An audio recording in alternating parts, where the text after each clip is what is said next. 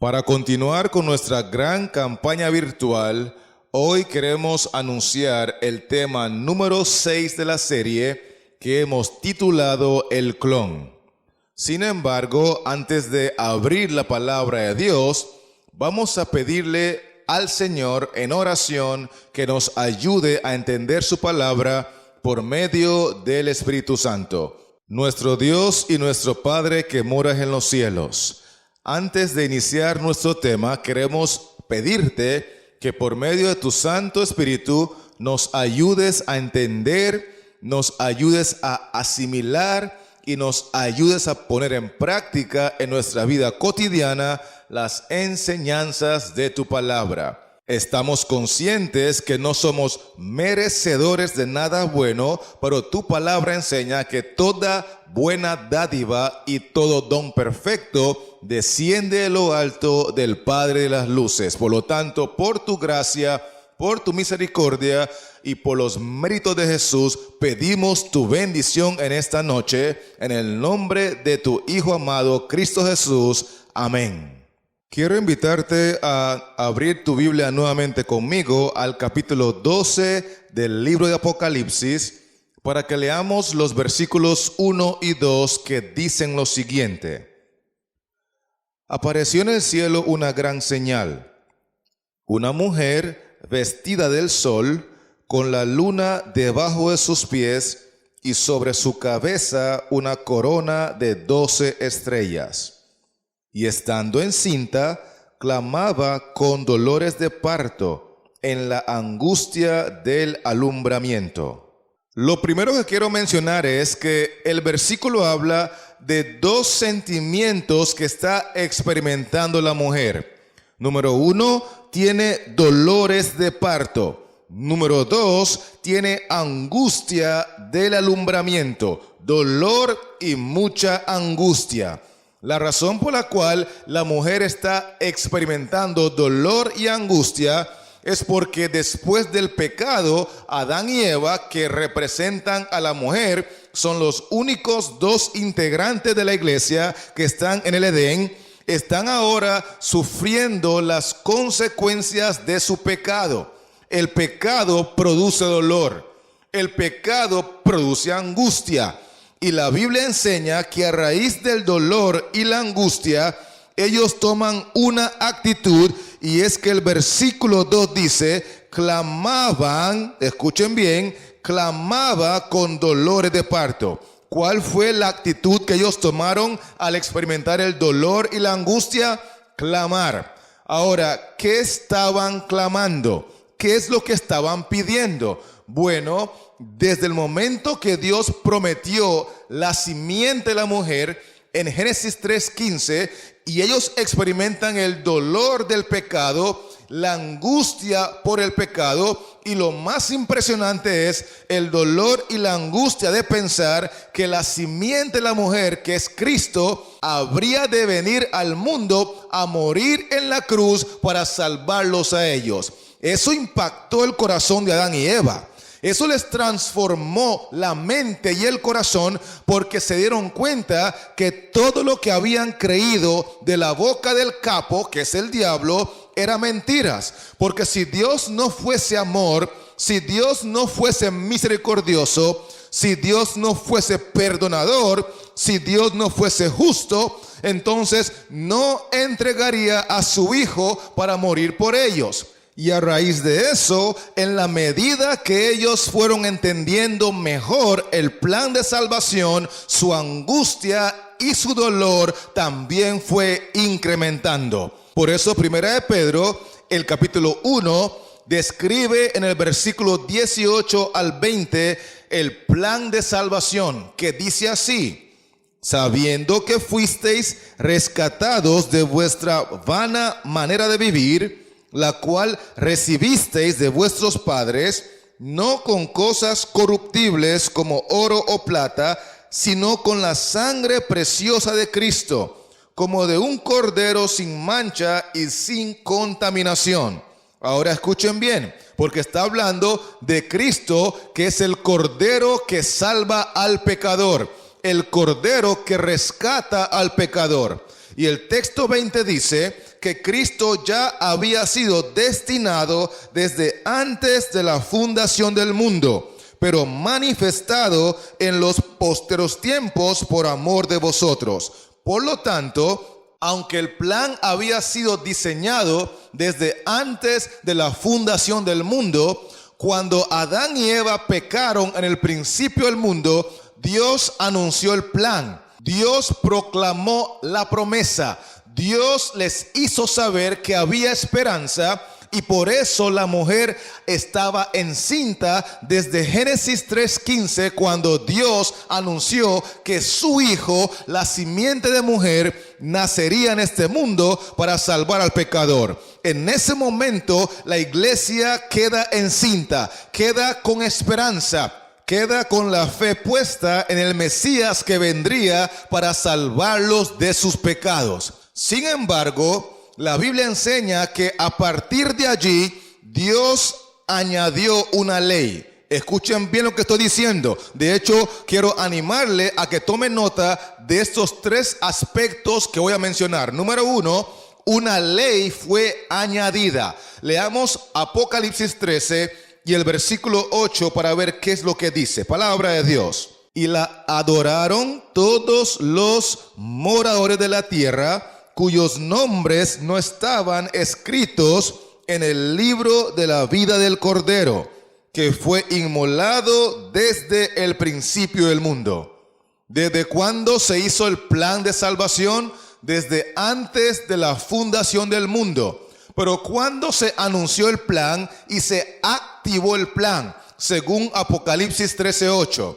El texto dice que hubo un sacrificio en el principio del mundo y el animal que fue sacrificado era un cordero. ¿Por qué? Porque representa a Cristo, representa al verdadero cordero que quita el pecado del mundo. El plan se anunció en Génesis 3:15 y el plan se activó inmediatamente cuando Adán y Eva creyeron en el plan, creyeron la promesa, creyeron en Cristo y lo demostraron sacrificando corderos, porque en ese momento una ley fue añadida y es la ley de sacrificios, la ley ceremonial. Punto número 2. Vamos a leer Génesis 3 y el versículo 21 para que usted tome nota del punto número 2. El número 1 es que una ley fue añadida en el principio del mundo. Punto número 2, Génesis 3, versículo 21. Dice así: y Jehová Dios hizo al hombre y a su mujer túnicas de pieles y los vistió. La razón por la cual Jehová tuvo que añadir una ley, que es la ley de sacrificios, la ley de ceremonias, la ley que tiene que ver con derramar sangre, fue porque Adán y Eva transgredieron la ley moral. Adán y Eva transgredieron la ley de Dios, los 10 mandamientos, que son una transcripción de su carácter. Porque recordemos que los 10 mandamientos son la revelación en palabras del carácter de Dios. Y como Dios es eterno, entonces su ley también es eterna. Al Adán y Eva quebrantar esa ley, porque el diablo distorsionó el carácter de Dios en sus mentes, entonces a causa de las transgresiones de Adán y Eva fue necesario añadir la otra ley. Entonces repito rápidamente que el punto número 1 es que una ley fue añadida en el principio del mundo. Y el punto número 2 es que esa ley fue añadida a causa de las transgresiones. ¿Quiénes son los transgresores? Obviamente Adán y Eva, porque el texto 21 dice: Jehová Dios hizo al hombre y a su mujer, Adán y Eva, los transgresores, túnicas de pieles y los vistió.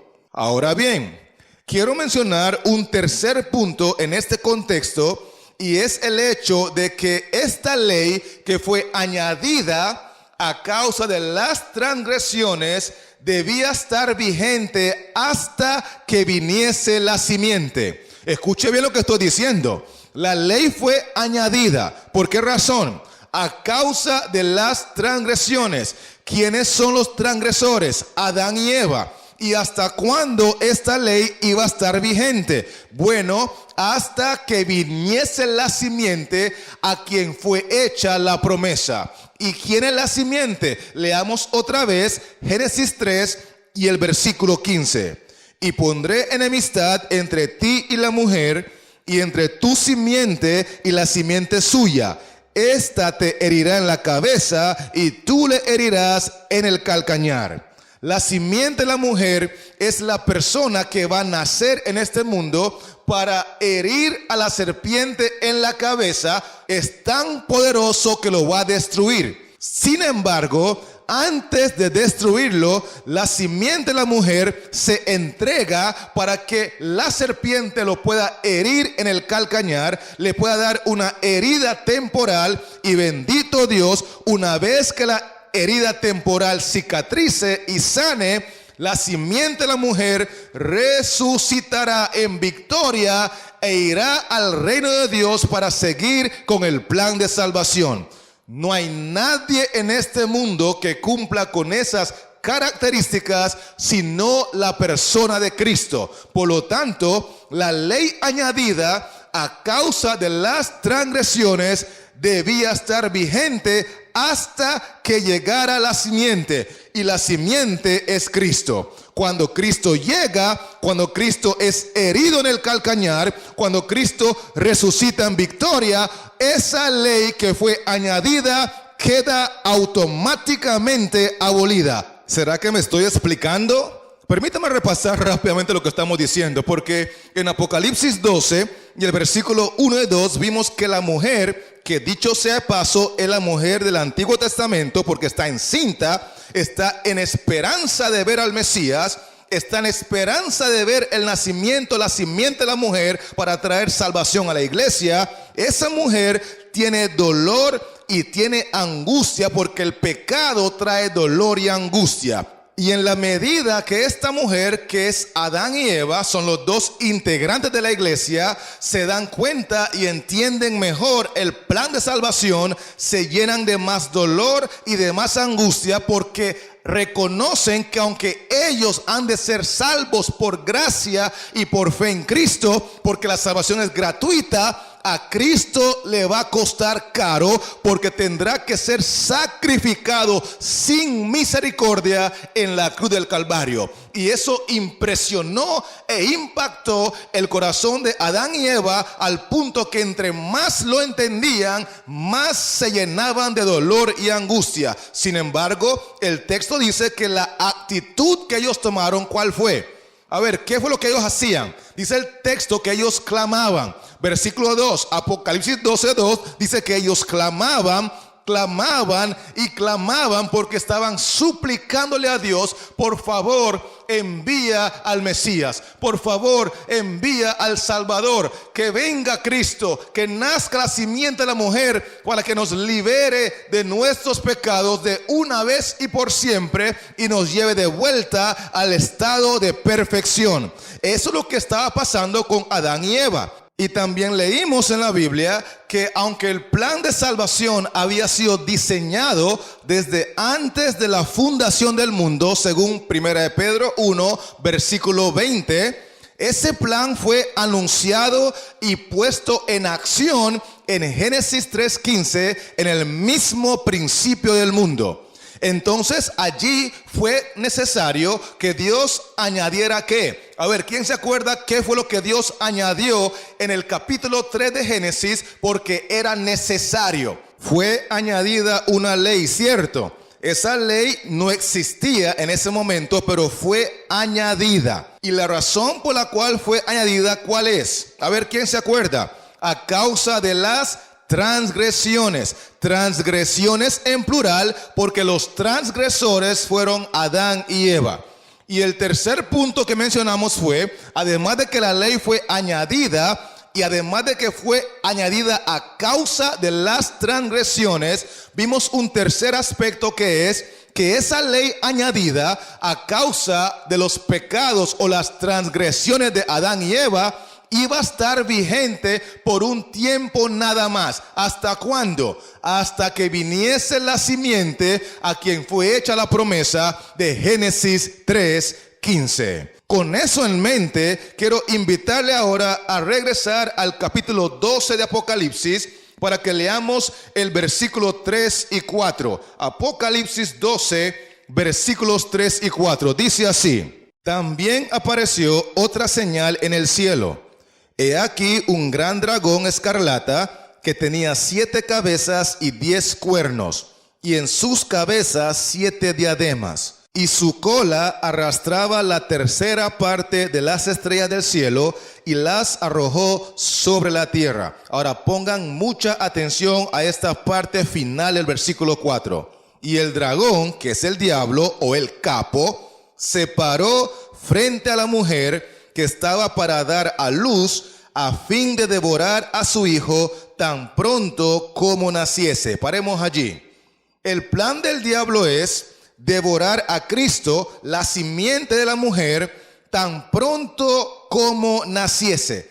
Ese detalle es muy importante analizarlo, porque si el diablo hubiese logrado devorar a Cristo tan pronto como naciese, Él no podría ser nuestro Salvador, porque dentro del plan que se diseñó antes de la fundación del mundo, Cristo y el Padre definieron que al venir al mundo en forma humana, Él iba a vivir una vida de perfecta obediencia a la ley, la misma ley que el diablo dice que nadie puede obedecer. Es decir, que una razón por la cual Cristo vino al mundo es para demostrar que la ley de Jehová es justa, que Dios no nos pide más de lo que podemos dar y que el argumento del diablo no tiene ningún fundamento. Así que el diablo, tratando de evitar que Cristo lo desenmascare a través de una vida de perfecta obediencia,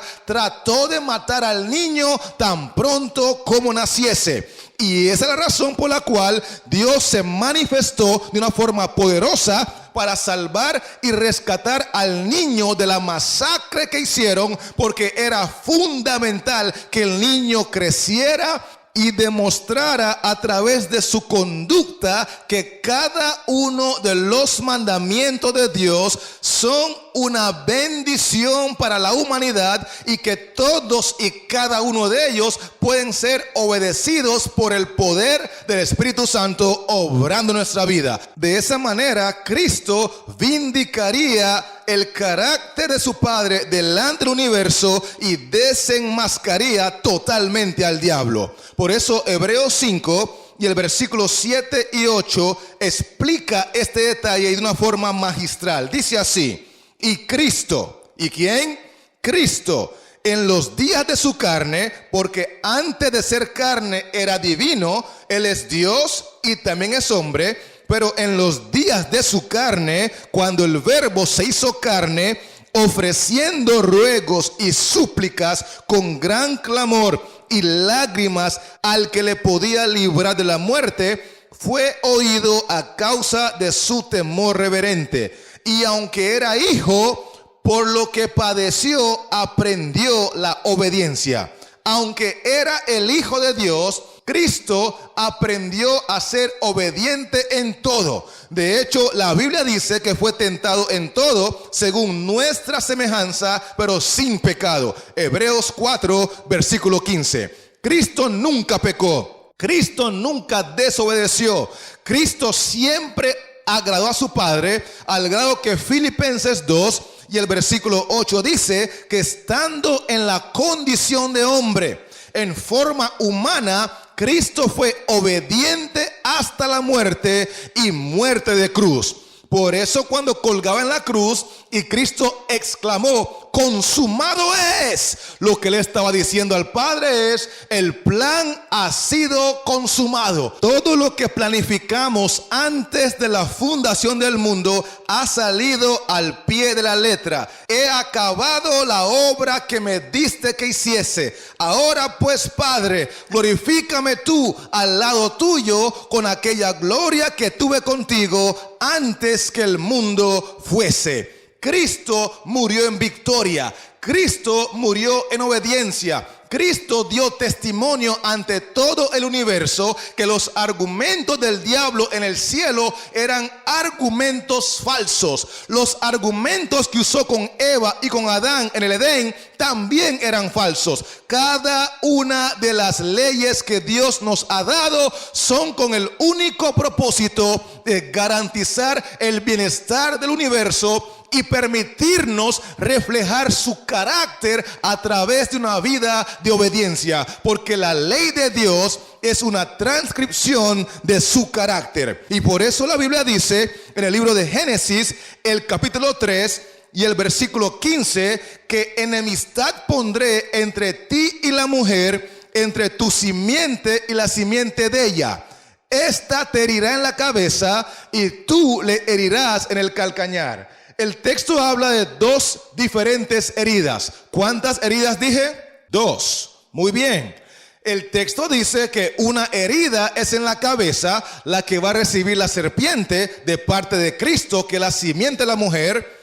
Y la otra herida es en el calcañar o el talón, la que va a recibir Cristo de parte de la serpiente. Ahora pregunto, ¿cuál de las dos heridas es mortal y cuál de ellas es temporal?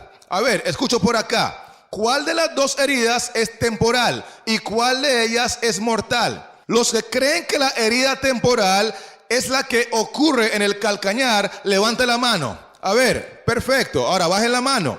Ahora seguimos. Los que creen que la herida mortal es la que ocurre en la cabeza, levante la mano.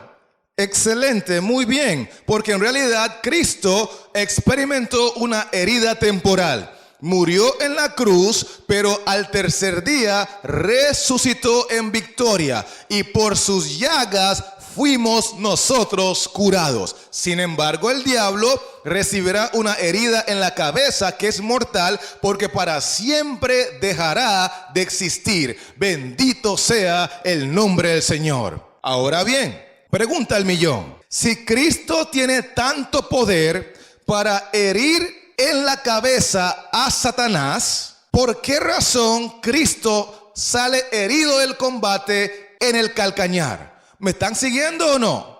¿Me estoy explicando con la pregunta o no? Es que el asunto es, si Jesús es tan poderoso como para destruir al diablo, ¿por qué razón Él sale herido en el calcañar? Y la respuesta es sencilla. Porque Cristo, después de llevar una vida de perfecta obediencia y desenmascarar al diablo delante del universo, Cristo se entregó. Nadie le quitó la vida. Él la puso por sí mismo. Nadie lo obligó, nadie lo manipuló. Cristo se entregó en la cruz del Calvario para morir en lugar de nosotros. Así que antes de matar al diablo, prefirió entregarse para que tú y yo podamos alcanzar la salvación. Y por eso la Biblia enseña en Apocalipsis 12 y el versículo 10 que la reacción celestial cuando Cristo se entrega fue espectacular. Leo textualmente el versículo. Entonces oí una gran voz en el cielo. ¿Dónde se oye la voz? En el cielo. ¿Y qué decía esa voz? Ahora, no ayer, no mañana, ahora ha venido la salvación. Es decir, ahora ha venido el Salvador. Lucas 2:11 menciona que os ha nacido en la ciudad de David un Salvador, que es Cristo el Señor. Por lo tanto, ahora ha venido Cristo. Ahora ha venido la salvación. Ahora ha venido el Salvador, el poder y el reino de nuestro Dios y la autoridad de su Cristo, porque ha sido lanzado fuera el acusador de nuestros hermanos, el que los acusaba delante de nuestro Dios día y noche. Cuando Cristo se entrega en la cruz del Calvario para recibir la herida que le correspondía a Adán y a Eva por ser transgresores, la herida que le correspondía a toda la descendencia de Adán y Eva por ser transgresores, la herida que le correspondía a Watson por ser transgresor, Cristo se entregó, Cristo se humilló, Cristo permitió que lo clavaran a la cruz, no puso resistencia, enmudeció y no abrió su boca, y esa actitud vicaria de Cristo repercutió de una forma impresionante en las cortes celestiales, porque el texto dice que allá en el cielo los seres alababan, glorificaban a Dios, porque reconocían que el diablo era un mentiroso, que el diablo había distorsionado el carácter de Dios a través de conceptos y enseñanzas contrarias a la justicia y la misericordia divina. Los seres celestiales dijeron: ahora estamos claros, ahora sí entendemos, ahora no hay duda, ahora sí es verdad. Cristo es bueno, Dios es bueno, Dios es justo, Dios es misericordioso, Dios es santo, Dios es maravilloso. El diablo es el mentiroso, el diablo es el tirano, el diablo es el verdugo, el diablo es el perverso, porque ahora hemos visto a Cristo ser crucificado sin misericordia, injustamente, siendo inocente, siendo obediente, siendo perfecto, siendo humilde. Cristo fue tratado como un criminal, y eso nos hace entender ahora que en todo este conflicto el único bueno siempre ha sido Dios. Bendito sea la reacción celestial cuando Cristo se entrega para morir por nuestros pecados. Es por eso que en San Juan capítulo 12 y el versículo 27 y 28, Cristo decía lo siguiente: ahora está turbada mi alma. ¿Y qué diré? Padre, sálvame de esta hora, mas para esto he llegado a esta hora. Padre, glorifica tu nombre. Cristo está diciendo: mi alma está turbada, llegó la hora de morir, estoy angustiado en gran manera. ¿Y qué voy a hacer? ¿Me voy a paniquear y voy a decirle al Padre que me salve de la muerte? Oh no, para esta hora he llegado, para este tiempo he nacido, para glorificar el nombre de mi Padre, para vindicar su carácter delante del universo. Y por eso el texto 31 al 33 agrega: ahora es el juicio de este mundo. Ahora el príncipe de este mundo será echado fuera. Y yo, si fuere levantado de la tierra, a todos atraeré a mí mismo. Y decía esto dando a entender de qué muerte iba a morir. Lo que el texto está diciendo es que Cristo, al morir en la cruz del Calvario, al ser crucificado injustamente, estaba permitiendo que el universo entero fuese atraído a su persona y atraído a su Padre, porque a través de las mentiras del diablo el universo se dispersó, el universo se fragmentó, el universo perdió la paz, perdió la armonía. Pero a través de la cruz del Calvario, Cristo reveló que Dios es justo, que Dios es misericordioso, y el diablo quedó sentenciado como el único mentiroso. Ahora es el juicio de este mundo, y el diablo, que es el príncipe de este mundo, ha sido echado fuera.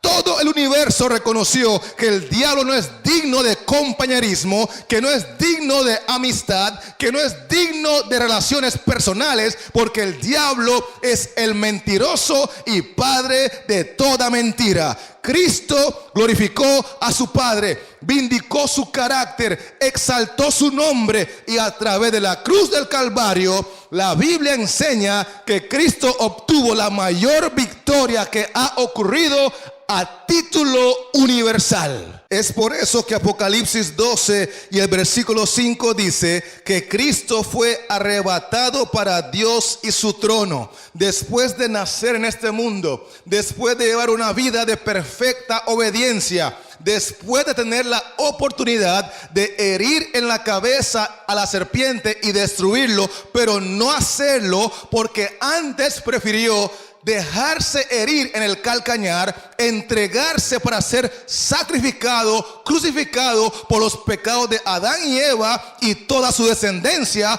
A partir de su resurrección en victoria, Cristo fue arrebatado para Dios y su trono, porque Él es digno de ser nuestro sumo sacerdote para siempre, según el orden de Melquisedec. Sin embargo, antes de ascender al trono, hay una gran verdad que Cristo dejó revelada en su palabra. Y es el hecho de que al morir en la cruz del Calvario, se rasgó el velo del templo en dos, de arriba hacia abajo, porque con eso Cristo estaba diciendo: ya no más sacrificios, ya no más ley ceremonial, ya no más ofrendas con sangre. Yo soy el verdadero Cordero de Dios que quita el pecado del mundo, y a partir de ahora en adelante la ley ceremonial que fue añadida en el Edén a causa de las transgresiones de Adán y Eva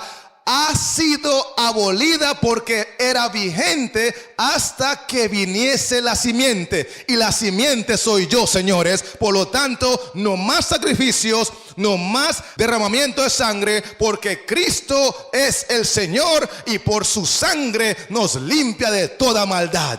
Esta enseñanza es muy importante para entender correctamente el Antiguo Testamento, porque en el Antiguo Testamento vamos a encontrar que se dan muchas ceremonias, muchos rituales, muchos sacrificios de animales, porque todos los que creían en Cristo debían de obedecer la ley que fue añadida a causa de las transgresiones hasta que viniese la simiente. Y esa es la razón por la cual en Génesis 4, cuando Caín y Abel se presentan delante de Jehová, los versículos 3 al 5 dicen que Jehová aceptó la ofrenda de Abel, pero rechazó la ofrenda de Caín.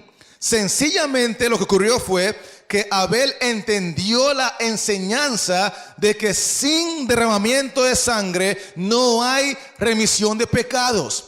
Adán y Eva les explicaron que ellos habían incurrido en transgresión, habían quebrantado la ley moral de Jehová y que debían morir instantáneamente. Sin embargo, Jehová anunció en Génesis 3:15 que la simiente de la mujer, que es Cristo, vendría al mundo para morir por sus pecados. Por lo tanto, Caín y Abel escucharon la lección de sus padres, y cada uno debía decidir si creían en Cristo o no. Y la historia explica que Abel sí demostró que creía en Cristo. Por lo tanto, llevó una ofrenda con sangre, llevó ovejitas para sacrificarlas en el nombre de Cristo. Pero Caín llevó los frutos de la tierra, porque él estaba buscando salvación sin la sangre del cordero. Y la Biblia enseña que no hay otro nombre bajo el cielo dado a los hombres en quien podamos ser salvos, si no es el nombre de Cristo Jesús. Caín rechazó a Cristo y Dios rechazó a Caín. Abel creyó en Cristo y Dios aceptó a Abel. De hecho, en el libro de Génesis, el capítulo 4 y el versículo 25 y 26, encontramos que cuando Caín asesina a Abel, Dios decidió darle otro hijo a Adán y Eva en lugar de Abel. Leamos textualmente el versículo. Y conoció de nuevo Adán a su mujer, la cual dio a luz un hijo, y llamó su nombre Set. Porque Dios, dijo ella, me ha sustituido otro hijo en lugar de Abel, a quien mató Caín. Ahora escuchen bien el texto 26. Y a Set también le nació un hijo, y llamó su nombre Enos. Entonces los hombres comenzaron a invocar el nombre de Jehová. A partir del nacimiento de Enos, que es descendiente de Set, el texto dice que los hombres empezaron a invocar el nombre de Jehová. Comenzaron a testificar que creían en Jehová. Caín rechazó a Jehová. Abel creyó en Jehová, pero como Caín lo mató, ya no había otras personas que comenzaran o que invocaran el nombre de Jehová, hasta que Set nació y luego su descendencia siguió. Todos estos individuos de la descendencia de Set entonces invocaron el nombre de Jehová, porque creían en Cristo. Y cada vez que alguien creía en Cristo, participaba de esa ley que fue añadida a causa de las transgresiones de Adán y Eva. Por ejemplo, miremos el caso de Noé.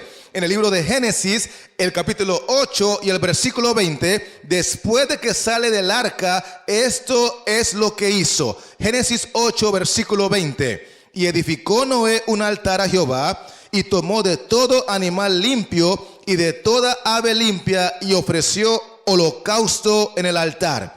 Y percibió Jehová olor grato, y dijo Jehová en su corazón: no volveré más a maldecir la tierra por causa del hombre. Jehová aceptó con gratitud el sacrificio que presentó Noé, porque Noé, con esa actitud y esa decisión, estaba demostrando que él creía en Cristo. Cada vez que alguien levantaba un altar, invocaba el nombre de Jehová y sacrificaba un cordero, sacrificaba un animalito limpio, ese sacrificio representaba el verdadero sacrificio de Cristo Jesús.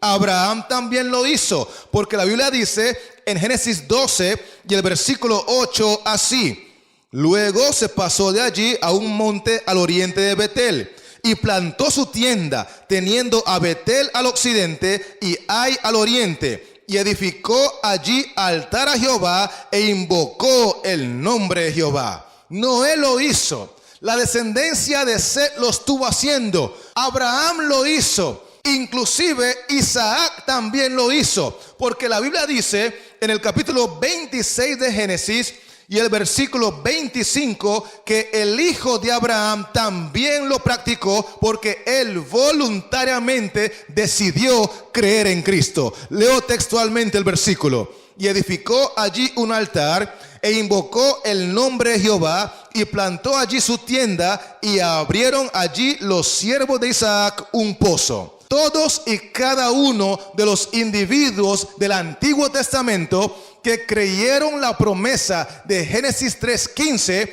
y entendieron que la ley añadida debía ser obedecida hasta que viniese la simiente a quien fue hecha la promesa, lo demostraban sacrificando corderitos, lo demostraban sacrificando ovejitas, lo demostraban sacrificando animales limpios que representaban al puro, inmaculado, santo, inocente Hijo de Dios, que es el Cordero que fue inmolado por nuestra salvación. Esto es una enseñanza que arrancó en Génesis 3:15 y continuó durante todo el Antiguo Testamento, porque la Biblia enseña que debía hacerse con fe para demostrar que creían la promesa que Dios pronunció en Génesis 3:15. Sin embargo, repito los 3 puntos que hemos mencionado, que son cruciales, y le dije que tomara nota. A ver, ¿quién se acuerda cuáles son los 3 puntos que mencionamos? Número 1, una ley fue añadida. Número 2, a causa de las transgresiones. ¿Transgresiones de quiénes? De Adán y Eva. Número 3, ¿hasta cuándo iba a estar vigente esta ley? Hasta que viniese la simiente. Pregunto, ¿Noé participó o practicó esta ley, sí o no? Claro que sí, porque cuando salió del arca edificó un altar y sacrificó animalitos limpios en el nombre de Jehová. ¿Creyó Abraham en Cristo, sí o no? Claro que sí. Abraham edificó altar y también sacrificó sobre el altar para la gloria de Jehová. ¿Creyó Isaac en Cristo? Por supuesto. ¿Creyeron los patriarcas, los profetas y muchos individuos del Antiguo Testamento en Cristo? Claro que sí. Y si ellos creían en Cristo, ¿qué eran ellos? Eran cristianos, por supuesto, porque todos los seres humanos que hemos de ser salvos por Cristo. Seremos cristianos. hay cristianos del Antiguo Testamento que lo demostraban sacrificando corderos. Y hay cristianos del Nuevo Testamento que lo demostramos mirando hacia la cruz del Calvario, donde el cordero ya murió. Pero todos y cada uno de los seres humanos que iremos al reino de Dios, iremos siendo cristianos, porque repito el texto de Lucas 2, versículo 11, que ha nacido en la ciudad de David un Salvador, que es Cristo el Señor. No hay dos salvadores, no hay tres salvadores, no hay muchos salvadores, solo hay un Salvador, y es Cristo el Señor. Y Él salva a los que creían en Él en el Antiguo Testamento y lo demostraban sacrificando corderos. Y Él también salva a los que creen en Él en el Nuevo Testamento, aunque no tengan que sacrificar corderos, porque esa ley añadida era vigente hasta que viniese la simiente. Con razón, Gálatas 3 y el versículo 19 menciona lo siguiente: entonces, ¿para qué sirve la ley? Y el texto sigue diciendo, fue añadida. Paremos allí. ¿De cuál ley está hablando el apóstol San Pablo? Porque dice el texto que fue añadida. ¿La ley moral, los 10 mandamientos, fue añadido o es eterno? Los 10 mandamientos existen desde el cielo porque es una transcripción del carácter de Dios, o es una ley añadida. ¿Cuál es la ley añadida según lo que hemos estudiado en la palabra de Dios? La ley añadida es la ley que tiene que ver con sacrificios y ofrendas. Así que el apóstol Pablo está hablando de la ley de sacrificios, de la ley ceremonial que fue añadida. Pregunto, ¿cuándo fue añadida esta ley? En el principio del mundo. ¿Y por qué fue añadida esta ley? Sigamos leyendo. Fue añadida a causa de las transgresiones. ¿A causa de qué? ¿Se acuerdan los 3 puntos que mencionamos al inicio del tema? La primera era que una ley fue añadida. La número 2 era que fue añadida a causa de las transgresiones. ¿Quiénes son los primeros transgresores de los 10 mandamientos de la ley moral que existe desde el principio? Porque es una revelación en palabras del carácter de Dios. Fueron Adán y Eva. Por lo tanto, a causa de las transgresiones de Adán y Eva, la ley ceremonial fue añadida. Y el punto número 3, ¿cuál era? ¿Hasta cuándo iba a ser añadida esa ley? Sigamos leyendo.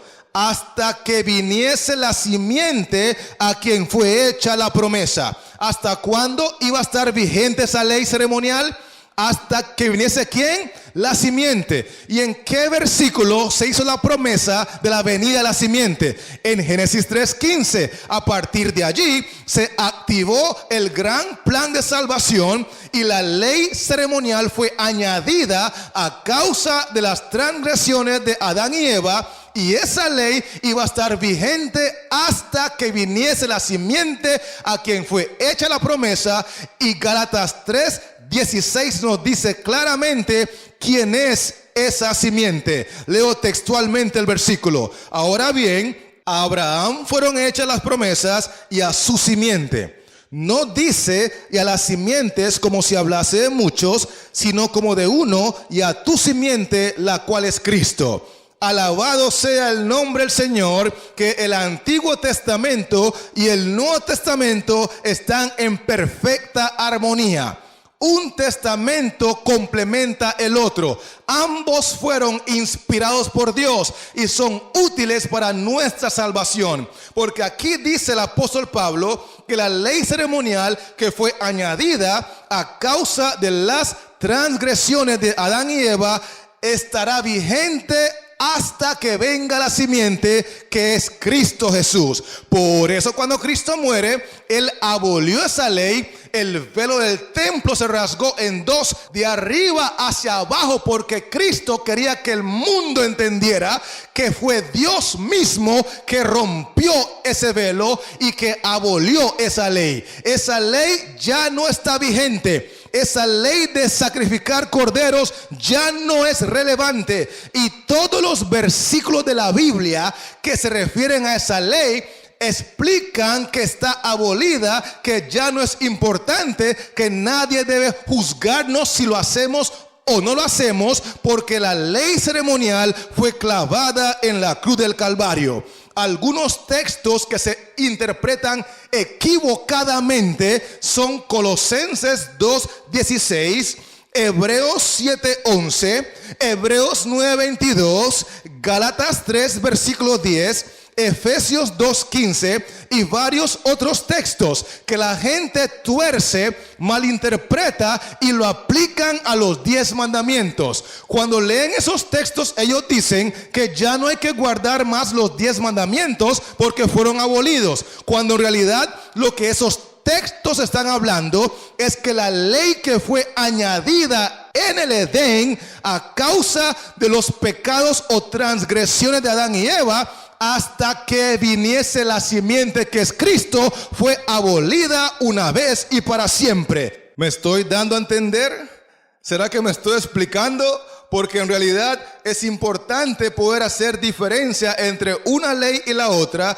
Una que es eterna, que existe desde el cielo, la que quebrantó Lucero, la que él argumentó que ningún ángel puede obedecer, la que él argumentó con Eva que ningún ser humano lo puede obedecer. Esa ley es eterna y para siempre porque es un reflejo del carácter de Dios, es una transcripción de su carácter. Pero la otra ley que fue añadida a causa de las transgresiones era vigente hasta que Cristo muriera en la cruz. Y cada texto que utilizan para argumentar que ya no es necesario obedecer los 10 mandamientos son textos fuera de contextos que pueden llevar a la humanidad a la perdición. Por eso Apocalipsis 12 y el versículo 17 menciona lo siguiente: entonces el dragón se llenó de ira contra la mujer y se fue a hacer guerra contra el resto de la descendencia de ella, los que guardan los mandamientos de Dios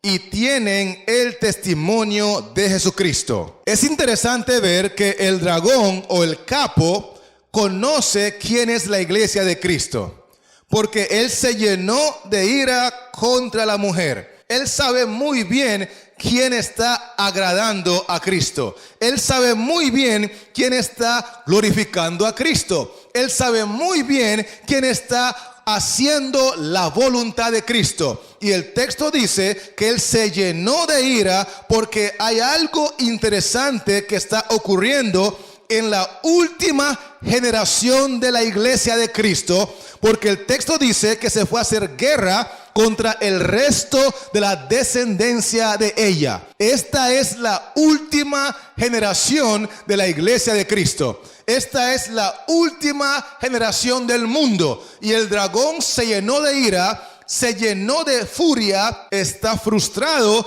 porque hay dos cosas interesantes que esta iglesia tiene en el fin de la historia de este mundo. Número uno, el texto dice que guardan los mandamientos de Dios. Y número dos, dice el texto que ellos tienen el testimonio de Jesucristo. Hay dos palabras claves que quiero resaltar. Una de ellas es guardan y la otra es tienen. Al decir la Biblia que ellos guardan, significa que ellos hacen o practican, obedecen los mandamientos de Dios. Y cuando el texto dice que ellos tienen el testimonio de Jesucristo, es porque ellos poseen. El tener es poseer. Así que guardar es hacer y tener es igual que poseer. ¿Me estoy dando a entender? Muy importante estas dos palabras.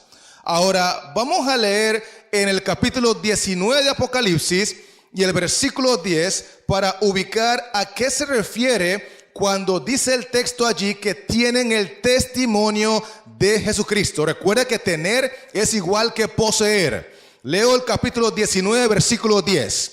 Yo me postré a sus pies para adorarle. Y él me dijo, mira, no lo hagas. Yo soy consiervo tuyo y de tus hermanos que retienen el testimonio de Jesús. Ahí está la misma expresión de Apocalipsis 12, 17. Sigo leyendo. Adora a Dios, porque el testimonio de Jesús es el espíritu de la profecía. ¿Se acuerda cuál es la palabra que se conecta con la expresión testimonio de Jesucristo? ¿Cuál palabra es? ¿Guardan o tienen? A ver, ¿quién se acuerda? ¿Ellos guardan el testimonio de Jesucristo o ellos tienen el testimonio de Jesucristo? El texto de Apocalipsis 12, 17 dice que ellos tienen el testimonio de Jesucristo. En otras palabras, el testimonio de Jesucristo es algo que se posee. Y el capítulo 19, 10 dice que en realidad lo que ellos poseen es el espíritu de la profecía. Es la capacidad a través del Espíritu Santo de entender correctamente las profecías. Por eso la iglesia del tiempo el fin entiende que a través de la historia de este mundo, Cristo solo ha tenido una iglesia. No es una iglesia en el Antiguo Testamento y otra iglesia en el Nuevo Testamento. Es una sola mujer. Cristo es marido de una sola mujer. El espíritu de la profecía capacita a estas personas para entender cuál de las dos leyes es eterna y cuál de las dos leyes es temporal. Por eso ellos no confunden estas dos leyes, porque el Espíritu Santo los capacita, les da la capacidad para entender correctamente las profecías, las doctrinas, y por eso saben claramente que la ley que fue abolida en la cruz es la ley ceremonial, mientras que la ley que hay que seguir obedeciendo por toda la eternidad es la ley moral. ¿Cómo lo entienden? Sencillamente porque poseen el espíritu de la profecía, el Espíritu Santo que los capacita para entender profecías, doctrinas, enseñanzas, todo en su verdadero contexto por la misericordia de Dios. Y el otro punto importante es que este grupo de personas, este pueblo de la última generación, según la Biblia, guardan los mandamientos de Dios. En otras palabras, ellos hacen la voluntad de Dios. Recuerden que Cristo dice que no todo el que dice Señor, Señor entrará en el reino de los cielos, sino el que hace la voluntad de mi Padre.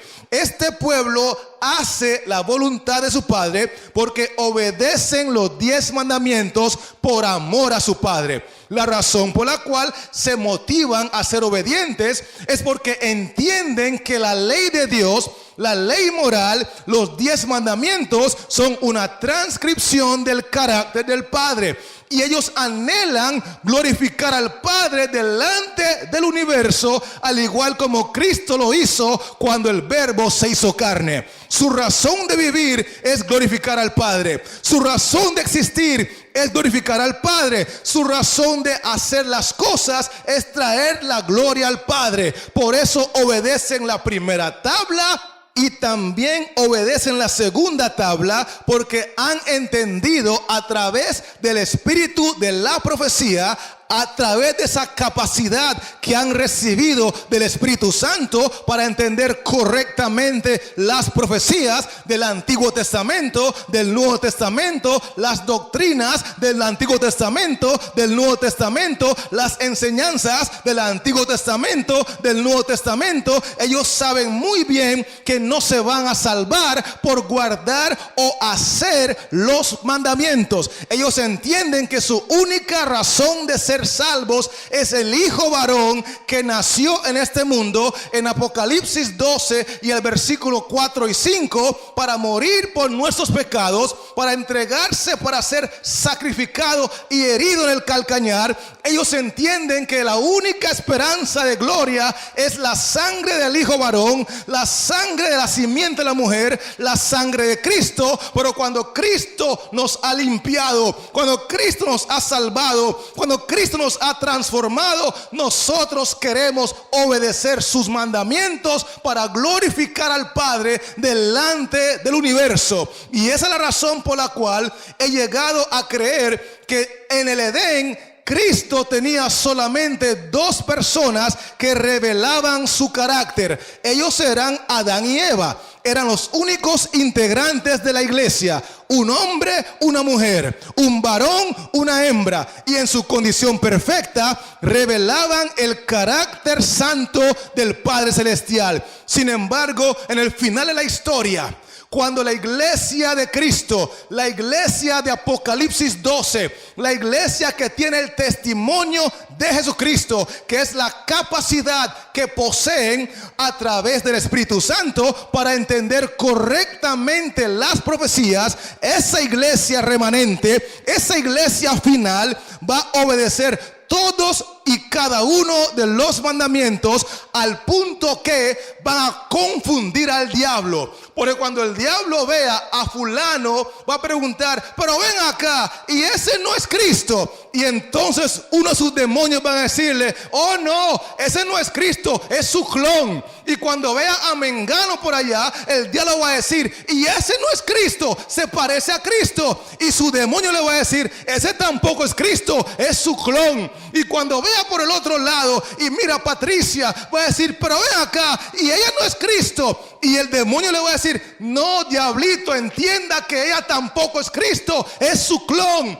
Porque al final de la historia, Cristo va a lograr reproducir su carácter en miles y millones de hombres alrededor del mundo, al punto que el dragón se llenó de ira. No soporta a Cristo, él no ama a Cristo, él no tolera a Cristo. Y esa es la razón por la cual Apocalipsis 12:17 dice que el dragón se llenó de ira, porque va a ver a Cristo reproducido en hombres y mujeres alrededor del mundo, de toda nación, tribu, lengua y pueblo. Hombres y mujeres que antes robaban y ahora reflejan el carácter de Cristo. Hombres y mujeres que antes mataban, pero ahora reflejan el carácter de Cristo. Hombres y mujeres que antes adulteraban, antes codiciaban, antes envidiaban, antes eran pecadores empedernidos, pero ahora reflejan el carácter de Cristo. Y entonces el diablo preguntará a sus demonios: y aquel que está predicando, ese no es Cristo. Y el demonio le va a decir: oh no, ese es su clon. Y aquella que está cantando, ese no es Cristo. Y el demonio le va a decir: oh no, tampoco, ella no es Cristo, ella es su clon. Y entonces aquel que está estudiando, ese no es Cristo. Y el demonio le va a decir: tampoco es Cristo, es su clon. Y apreciado amigo que me escuchas, de ver a tantos clones de Cristo alrededor del mundo, en toda nación, tribu, lengua y pueblo, blancos y negros, ricos y pobres, hombres y mujeres, alrededor de todo el globo terrestre, reflejando perfectamente el carácter de Cristo. El diablo se llenó de ira porque no soporta a Cristo y no se imaginaba que después de arruinar la iglesia con los dos miembros que reflejaban perfectamente a Cristo en el Edén, Cristo le iba a voltear la tortilla, iba a preparar a miles y millones en todo el planeta para reflejar perfectamente su carácter, como que si fuesen su clon. Bendito sea el nombre de Cristo, bendito sea el poder de Cristo, bendito sea la sangre de Cristo, porque en el nombre de Cristo hay muchos que seremos su clon.